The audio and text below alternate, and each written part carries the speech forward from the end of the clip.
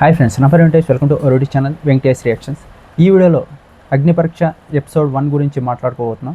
First వచ్చేసి ఉప్పల్ బాలు గురించి మాట్లాడతా. ఉప్పల్ బాలు గారిని ఏమన్నారు నవదీప్ గారు, నీలాంటి వాళ్ళని బిగ్ బాస్కి పంపిస్తే ఏం మెసేజ్ ఇద్దాము అని.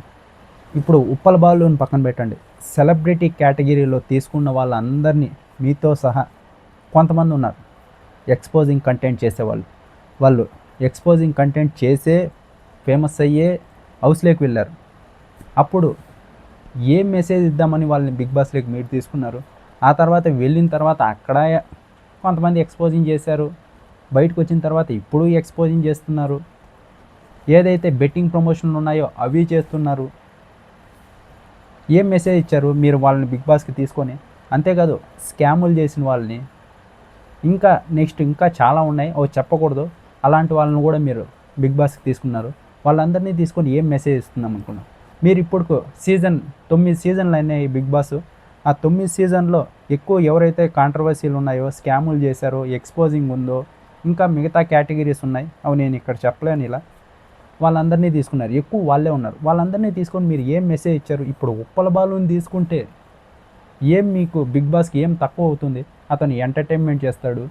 అతను ఒకప్పుడు ఏవైతే మీరు వీడియోస్ చెప్పారో అలాంటి చేసేవాడు. ఆ తర్వాత కొంచెం ఫేమ్ వచ్చిన తర్వాత అతను మంచిగానే వీడియోస్ చేస్తున్నాడు. నాకు ఉప్పల్ బాలు మీద రెస్పెక్ట్ పెరగడానికి కారణం, ఒకసారి ఒక 2 వీడియోలు చూసా. ఒకటి వచ్చేసి, నా వీడియోలు చూసి నన్ను చాలామంది తిట్టుకుంటారు, ట్రోల్ చేస్తారు, కానీ నాకు డబ్బులు కావాలి, అందుకే నేను ఇలా చేస్తున్నా.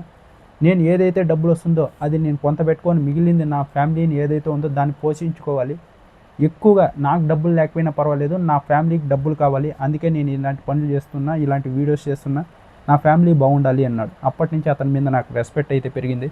ఇంకోటి వచ్చేసి, అందరూ బెట్టింగ్ ప్రమోషన్ చేస్తున్నప్పుడు అతనైతే బెట్టింగ్ ప్రమోషనే చేయలేదు.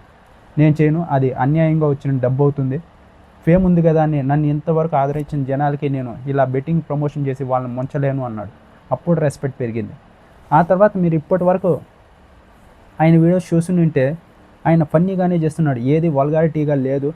ఆయన వచ్చి కూడా మీకు అదే చెప్తున్నాడు, ముందు ఒకసారి నేను చేశాను, ఆ తర్వాత కొంచెం ఫేమ్ వచ్చిన తర్వాత నేను అలాంటి వీడియోస్ మానేశాను, ఇప్పుడు అందరూ చూసేలాగా చేస్తున్నాను, నాకు ఒక ఛాన్స్ ఇస్తే ఉప్పల బాలు ఇది అని ముద్రపడింది కదా, దాన్ని నేను తొలగించుకుంటాను.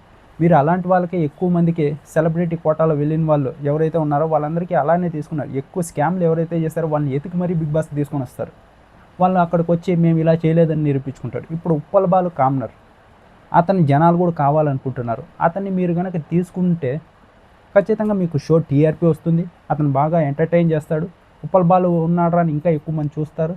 అతనికి నేను ఇది కాదు అని చెప్పుకునే అతను కూడా ఒక ప్లాట్ఫామ్ దొరికినట్టు ఉంటుంది. కానీ మీరు అవమానించి పంపించడం చాలా అన్ఫేర్ అనిపించింది నాకైతే. అక్కడ అభిజిత్ గారు ఒక్కరే మీరు చెప్పింది నాకు అర్థమవుతుంది అని కొంచెం ఇదిగా మాట్లాడారు.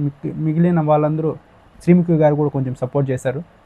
మిగిలింది నవదీప్ గారే కొంచెం ఎక్కువగా అతని గురించి తప్పుగా మాట్లాడినట్టు అనిపించింది. అలా మాట్లాడకుండా ఉండాల్సింది.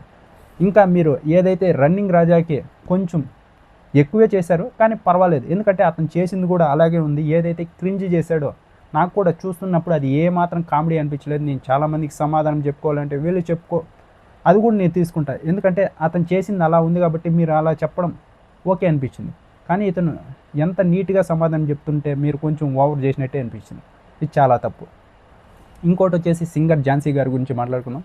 సింగర్ ఝాన్సీ గారు ఏదైతే ఉన్నారో ఆడియన్స్కి చెప్తున్నా, అందరూ పల్లవి ప్రశాంత్ అయిపోరు. ఇప్పుడు మీరు ఏమంటున్నారు, ఆమెని పల్లవి ప్రశాంత్ 2 అంటున్నారు, కానీ పల్లవి ప్రశాంత్ 2 కాదు. పల్లవి ప్రశాంత్ ఏమో ఫస్ట్ నుంచి బిగ్ బాస్కి వెళ్ళాలి వెళ్ళాలి వెళ్ళాలని రోడ్లో వీడియోస్ చేస్తున్నాడు, మట్టి తిన్నాడు, ఇంకా మిగతా ఇన్ఫ్లుయెన్సర్స్ ఎవరైతే ఉన్నారో వాళ్ళ దగ్గర ప్రమోషన్ చేయించుకున్నాడు. అలా చేసి తను ఫ్రీగా ప్లాన్ చేసుకొని బిగ్ బాస్కి వెళ్ళి గెలిచాడు. కొంతమంది బోడీ కొట్టించారన్నా ఎలాగన్నా అతను గెలిచాడు కాబట్టి ఇంకేం చేయలేం. ఆ తర్వాత వచ్చిన తర్వాత కేసు కూడా అయింది. సైలెంట్గా ఇంటికి పొమ్మంటే పోకుండా ర్యాలీ చేసి కొన్ని వాహనాలు ధ్వంసం చేశారు కొంతమంది. దానివల్ల అతను జైలు కూడా వెళ్ళాల్సి వచ్చింది.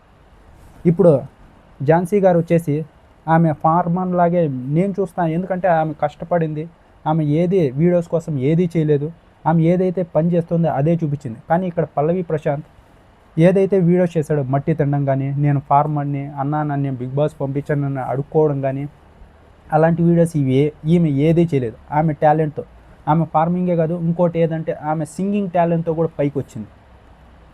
అందుకే ఆమెని పల్లవి ప్రశాంత్ 2 అనడం ఆపండి. ఆమె జెన్యున్గానే ఉంది. ఫస్ట్ మనం చూడాలి కదా, ఆమెను మనం ఇంతవరకు చూడనే లేదు, చూడకుండానే ఎలా జడ్జ్ చేస్తారు. ఇంకా ఆ తర్వాత థర్డ్ పర్సన్ వచ్చేసి మిథిలేష్. ఎందే మా ఊరే మదనపల్లి. అయినా మదనపల్లి చిన్న ఊరు అంటావు ఏంటి బ్రో? ఎవరు నీకు చెప్పింది మదనపల్లి చిన్న ఊరు అని? మన మదనపల్లికి ఒక బ్రాండ్ ఉంది. ఇతన్ని చూసి నేర్చుకోవాలి ఎలా ప్రమోట్ చేసుకోవాలని. ఏదైతే ఫస్ట్ ప్రోమో వచ్చిందో అప్పటి నుంచి ఆ క్లిప్స్ తీసుకొని వదులుతున్నాడు. ఇప్పటికి ఒక 30 రీల్స్ చేసి ఉంటాడు. ఈరోజే దాదాపుగా ఒక 7 రీల్స్ చేసి ఉంటాడు పొద్దునుంచి ఇప్పటి వరకు. తనను తాను ప్రమోట్ చేసుకుంటున్నాడు. ఇతనైతే ఖచ్చితంగా సెలెక్ట్ అవుతాడు బిగ్ బాస్కి. ఇతను టాస్క్లు ఆడడానికి బాగున్నాడు. ఇంకా మాట్లాడే విధానం అంతా బాగుంది కాబట్టి ఖచ్చితంగా ఇతను బిగ్ బాస్కి సెలెక్ట్ అయ్యే అవకాశం ఉంది. ఎక్కువగా మరో డీమన్ అంటున్నారు ఇతన్ని, అలానే ఉన్నాడు. చూద్దాం ఏం జరుగుతుందో. మన డీమన్ ఫస్ట్లో కొంచెం మాట్లాడలేదు, చివరిలో కొంచెం యాక్టివ్ అయ్యాడు. ఇతను ఫుల్ నుంచినే యాక్టివ్లో ఉన్నాడు. ఇంకా టాస్క్లు ఎలా పర్ఫామ్ చేస్తాడో చూడాలి, చూద్దాం. ఇదే ఫస్ట్ ఎపిసోడ్లో ఇంతవరకు జరిగింది. ఇంకా చాలా జరిగాయి, అవి అనవసరం అనిపించింది. ఇవి కొంచెం హైలైట్స్ కాబట్టి ఇవే చెప్పాను.